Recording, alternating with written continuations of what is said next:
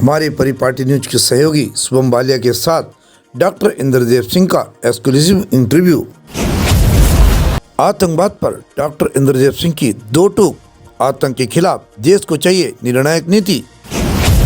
भारत का मुकाबला नहीं कर पाता तो वो इस तरह की घटनाएं करने की ताक में रहता है। युद्ध के मोर्चे पर भारत के सामने कहीं ठहरता नहीं है। पीछे जितने भी युद्ध हुए पाकिस्तान ने मुंह की खाई। डॉक्टर इंद्रदेव सिंह का कहना, आतंकवाद के खिलाफ निर्णायक लड़ाई का समय आ गया है।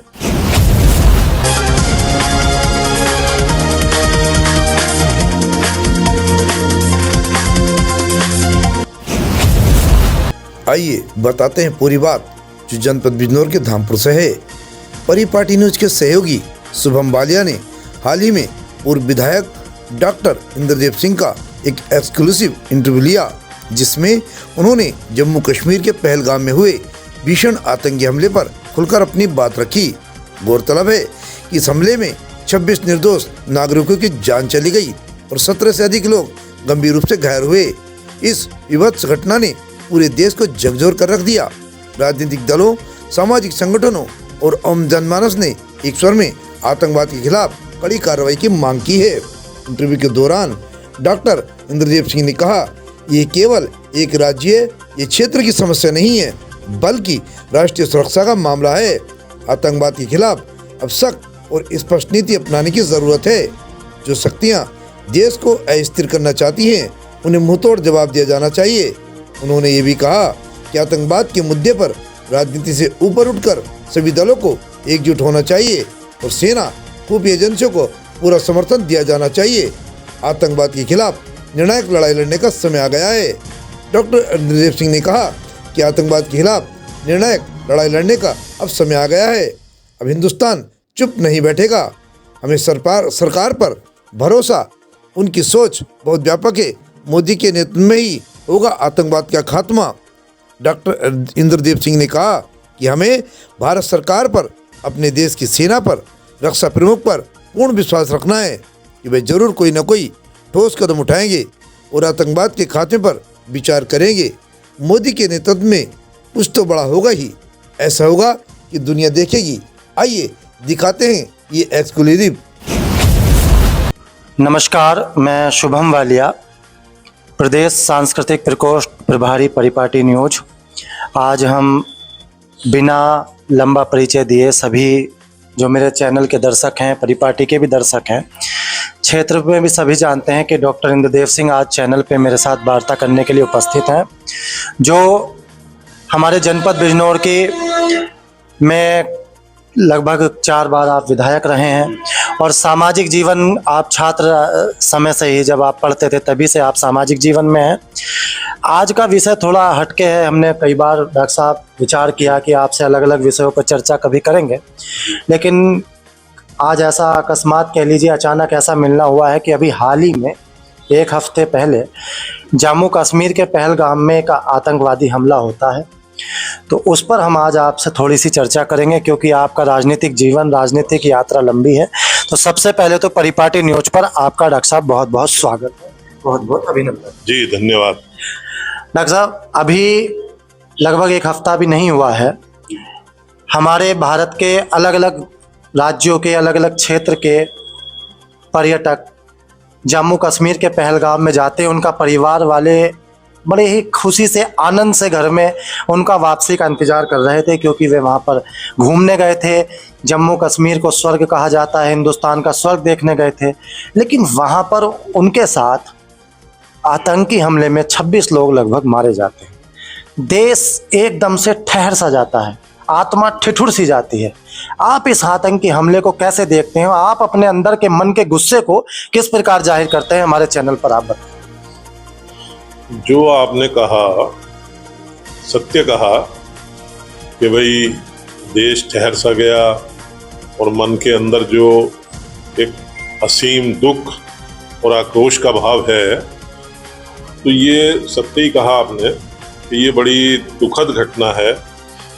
और किसी भी मतलब निर्मम आतंकी घटना से इसकी तुलना नहीं की जा सकती। इससे ज्यादा निर्मम घटना नहीं हो सकती। मेरा कहने का तात्पर्य यह है, पाकिस्तान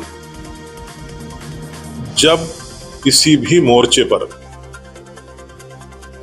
भारत का मुकाबला नहीं कर पाता तो वो इस तरह की घटनाएं करने की ताक में रहता है। युद्ध के मोर्चे पर भारत के सामने कहीं ठहरता नहीं है। पीछे जितने भी युद्ध हुए पाकिस्तान ने मुंह की खाई।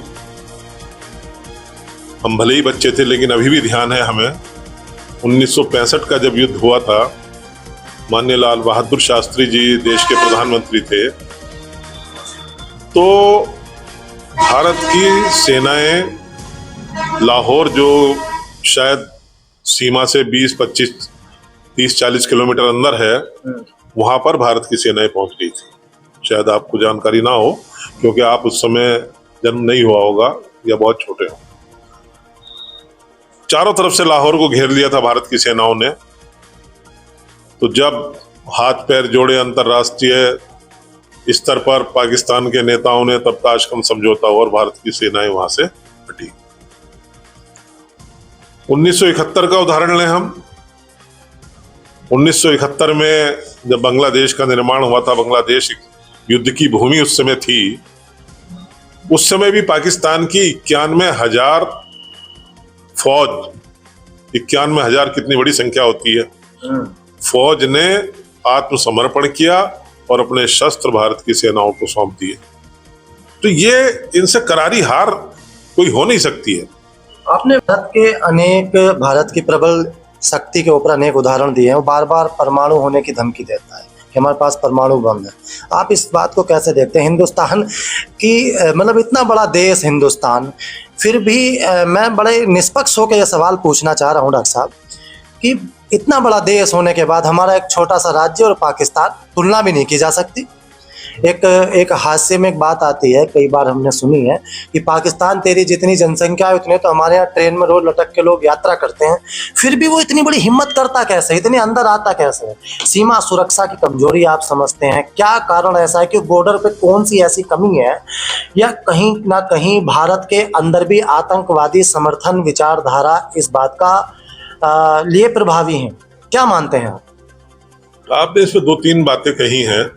देखो, अभी हम देख रहे हैं कि रूस का और यूक्रेन का युद्ध चल रहा है, कितने सालों से चल रहा है। मेरे ख्याल में शायद तीसरा साल चल रहा होगा, 2.5 साल के करीब हो गए उसको, तीसरा साल से। तो अब कहाँ रूस और कहाँ यूक्रेन, कोई मुकाबला नहीं किया जा सकता है। तो कहीं ना कहीं कुछ और शक्तियां उनके पीछे हैं। ऐसा नहीं है कि वो अकेले हैं, और शक्तियां भी हैं। फिर उसके अलावा दूसरी चीज ये भी है कि हम लोग शांति से जीवन जीते हैं और दूसरे को भी शांति से जीवन जीने देना चाहते हैं। वसुधैव कुटुंबकम का हम लोग बार बार उद्घोष करते हैं। उसका मतलब यही होता है कि सारे दुनिया में सब लोग शांति से रहें, हमारे परिवार के समान हैं, हम भी सुरक्षित रहें, वो भी सुरक्षित रहें, उनकी भी चिंता कर। अभी आप कोई डॉक्टर साहब जब शांति की भाषा ही ना समझे, मैं उसी पे आ रहा हूँ, तो कैसे फिर इलाज? जी जी जी। तो एक तो मूलभूत उसमें अंतर है। मैं कभी कभी मजाक में कहता हूँ कुछ चीजें, जैसे अभी हम, वो विषय नहीं है लेकिन आप जरूर उसे छेड़ोगे आगे आकर के, तो मैं उसको अभी विषय को ले लेता हूं। जैसे आपने अभी कहा कि उनके भी कुछ समर्थक यहाँ है क्या, है? तो हमें इसमें कोई शंका नहीं है या कहने में हिचक नहीं है कि कुछ लोग उनके भी समर्थक देश के अंदर है। दूसरा, वहां की भौगोलिक स्थिति और जनसंख्या के जो प्रतीक हैं वो इस प्रकार के हैं, उनसे भी पाकिस्तानियों को यहाँ आतंकवादी घटनाएं करने में मदद मिलती है। क्योंकि पहाड़ों का, वनों का, जंगलों का ये सब ऐसा क्षेत्र है कि छुपने में, छुपकर आने में और छुपकर जाने में कोई उन्हें दिक्कत नहीं होती है। और दूसरा, चूंकि हालांकि हम ये नहीं कहते कि कश्मीर के लोग कोई, उनके थोड़े बहुत हैं समर्थक, लेकिन ज्यादातर लोग भारत के ही समर्थक है वहां पर। लेकिन उन लोगों के साथ उनकी बोलचाल, भाषा, रहन सहन, वेशभूषा ये सब मेल खाती है, तो इसलिए उनको तलाशने में भी दिक्कत होती है। तो ये चीज भी है जिसके कारण उनको मदद मिलती है। दूसरी चीज मैं ये कहना चाह रहा था कि भारत का जो आम मुसलमान है, मैं मजाक में एक बात कहता हूं कि भाई आप लोग भारत के समर्थक हो, लेकिन आप चुप्पी जो साधते हो, तो आपकी चुप्पी जो है ये भी थोड़ा सा परेशानी का कारण, मैं संशय का नहीं कहता, क्योंकि हमें उनके ऊपर कोई शंका नहीं है। देखो, हैं थोड़े बहुत होंगे 2, 4, 5%, लेकिन ज्यादातर लोग भारत के ही समर्थक हैं। तो लेकिन उनकी चुप्पी हमारे लिए थोड़ा सा कष्ट का कारण बनती है। अब वो चुप क्यों रहते हैं, ये कारण जरा इनको गहराई में जाना पड़ेगा। तो मैं ऐसे लोगों का जमीर जगाने के लिए या उनको थोड़ा सा वो करने के लिए कहता हूं कि जैसे आपने भी कहा कि पाकिस्तान के पास परमाणु बम है, वो बार बार कहते हैं, धमकी देते हैं कि हमने क्या वो। तो मैं हिंदुस्तान के मुस्लिमों से कहता हूं कि जब वो कह रहा है कि हमारे पास परमाणु बम है, तो भैया आतंकवादी तो जाति पूछ सकता है, क्योंकि वो व्यक्ति है, पुरुष है, एक महिला भी हो सकती है, लेकिन एक पुरुष या व्यक्ति होने के, इंसान होने के नाते वो हमसे या किसी से भी जाति पूछकर हमला कर सकता है, लेकिन परमाणु बम किसी से जाति नहीं पूछ सकता है। वो तो जब मैंने बढ़ापुर में भी कहा, भी परसों जब हमने पाकिस्तान का पुतला फूका था, मैंने कहा जब पाकिस्तान परमाणु बम गिरेगा, मैंने कहा भगवान ना करे वो बढ़ापुर के आसपास या बढ़ापुर के ऊपर गिरे, तो परमाणु बम किसी की जाति नहीं पूछेगा या मजहब नहीं पूछेगा। हाँ, कि भाई कौन हिंदू है और कौन मुसलमान है, जो हिंदू है उन्हें ही मारूं और मुसलमानों को छोड़ दूं। मैंने कहा आप भी उसकी लपेट में आओगे। तो इसलिए पाकिस्तान के प्रति सहानुभूति रखना या उसके कृत्यों को से सहमत ना होते हुए भी चुप रहना, ये आपके लिए दुखदायी होगा। बात आपने कही, कई बार आपसे बात करने का इसलिए आनंद भी आता है। आप भारत के आम मुसलमान की चर्चा कर रहे थे, एक शंका पैदा हुई है। शंका ये है कि अभी अभी वक्फ के ऊपर कानून आया सदन में, मुर्शिदाबाद की घटना हुई पश्चिम बंगाल में, ममता जी के द्वारा, ममता जी के शासन में भी वहाँ पर हिंदुओं पर अत्याचार हुए। उसके बाद पहलगाम में भी धर्म पूछ करके कि हिंदू अलग हो जाओ, मुस्लिम अलग हो जाओ, हमला किया गया।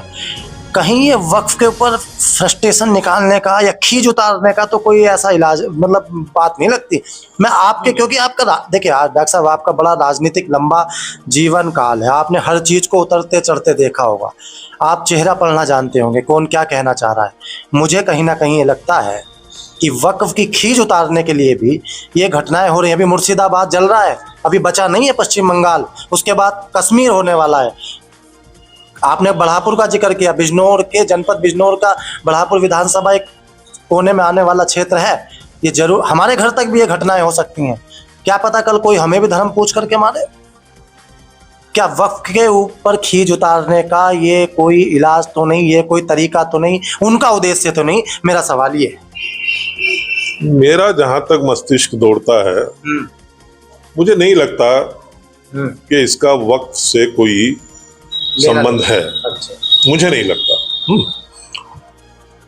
वक्फ का जो मैंने अध्ययन किया है वो वास्तव में जो खास तौर से कांग्रेस या समाजवादी पार्टी में जो पुराने मुस्लिम नेता हैं, जिन्होंने उस वक्फ की संपत्ति का एक नाजायज तरीके से लाभ उठा करके धनार्जन किया है, अकूत धनार्जन किया है, गरीब मुस्लिमों का शोषण किया है, और जिसके कारण, मैं ये नहीं कह रहा कि गरीब मुस्लिमों का शोषण किया, उसका जब उन्होंने जो हिस्सा वक्फ का गरीब लोगों के हित में लगने वाला था, उसको उन लोगों ने भ्रष्ट तरीकों से अपने पास इकट्ठा कर दिया वो धन है, तो उन लोगों को परेशानी है। लेकिन वास्तव में मोदी जी ने, अगर कोई मुसलमान भी, कोई पाकिस्तानी हो या भारत विरोधी प्रवृत्ति रखता हो, वो उसकी अलग है, लेकिन भारत का आम मुसलमान भी जब नरेंद्र मोदी जी के इस वक्फ संशोधन बिल का अध्ययन करेगा तो वो पाएगा कि ये बिल वास्तव में गरीब और आम मुसलमान के लिए कितना लाभदायक है, जिसका आप अनुमान नहीं लगा सकते बिना अध्ययन करे। लेकिन अध्ययन करोगे या आपको आकर के कोई बताएगा उसके बारे में, तो आप निश्चित रूप से सहमत होंगे कि ये वास्तव में गरीब और आम मुसलमान के हित में एक बहुत बड़ा कदम है। आखिर में भारत की ओर से क्या कार्रवाई पाकिस्तान के खिलाफ, आतंकवाद के खिलाफ होगी? पुलवामा हुआ, उसके बाद सर्जिकल स्ट्राइक हुई, भारत की जनता का मनोबल बढ़ता है। सिंधु जल निधि, ये सारी चीज़ें अपनी जगह ठीक हैं। मीडिया में भी हम देख रहे हैं, हम लोग भी देखते रहते हैं, सुनते हैं, समझते हैं कि बहुत बड़ा कुछ होने वाला है। ये बात अभी ओपन करने वाली सरकारों के अंदर की बात है, क्या होने वाला है। एक आम नागरिक होने, पूर्व विधायक नहीं, समाज सेवी नहीं, डॉक्टर इंद्रदेव नहीं, आम नागरिक होने के नाते डॉक्टर इंद्रदेव सिंह की क्या इच्छा है कि ये होना चाहिए? 1 मिनट में आप अपनी बात पूरा करें। देखिए शुभम जी, ये सरकार राष्ट्रवादियों की सरकार कहलाती है, राष्ट्रवादियों का प्रतिनिधित्व करने वाली सरकार कहलाती है। हम जैसे लोगों के वोट से बनी सरकार है और वोट के पीछे हम लोगों की राष्ट्रवाद की भावना है। तो ये राष्ट्रवादियों की, राष्ट्रवाद की, राष्ट्र प्रेम की भावना के कारण बनी राष्ट्रवादियों की सरकार है। जो हम सोचते हैं आज के क्षण पर, आज के समय पर, मैं समझता हूं निश्चित रूप से मोदी जी, अमित शाह जी, माननीय राजनाथ जी, ये सब भी वही सोचते हैं। इनके मन के अंदर भी, मस्तिष्क के अंदर भी वही चीजें उथल पुथल हैं, हलचल हो रही है जो हमारे मन के अंदर है। वो क्या है कि भाई हमें बदला लेना है और इनको कड़े से कड़ा दंड देना है, यही है ना। है? तो हम एक सीमित दायरे में सोचते हैं। जो देश का मुखिया,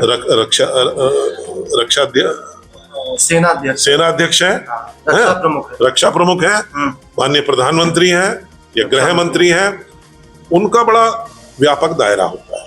वो सारे ऑप्शन जो हम नहीं सोच सकते वो भी उनके मस्तिष्क में होते हैं। तो मैं तो यही कह सकता हूं कि निश्चित रूप से वो हमसे ज्यादा बेहतर सोच सकते हैं। जो भावना, जो पीड़ा, जो बदला लेने की एक आतुरता हमारे मन के अंदर है, वही उनके मन के अंदर भी है। तो सारे ऑप्शन जो हम भी नहीं सोच सकते वो उनके मस्तिष्क में निश्चित रूप से कार्रवाई होगी। निश्चित रूप से कार्रवाई होगी।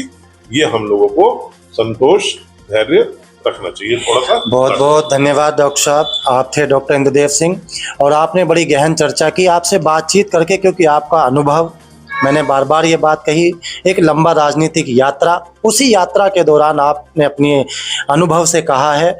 और निश्चित रूप से हमारे दर्शकों को भी हमें आश्वस्त करना चाहेंगे कि पाकिस्तान के खिलाफ कार्रवाई होगी और होकर के रहेगी और होनी भी चाहिए। और जो उसके समर्थक हैं उनकी भी कमर टूटेगी। आप देखते रहिए परिपाटी न्यूज़। फिर मिलेंगे किसी नई सेलिब्रिटी के साथ। मैं शुभम वालिया आपका बहुत बहुत अभिनंदन करता हूँ। धन्यवाद। हमसे जुड़े रहने के लिए हमारे चैनल को सब्सक्राइब करना ना भूलें। साइड वाला लाल बटन जरूर दबाएं।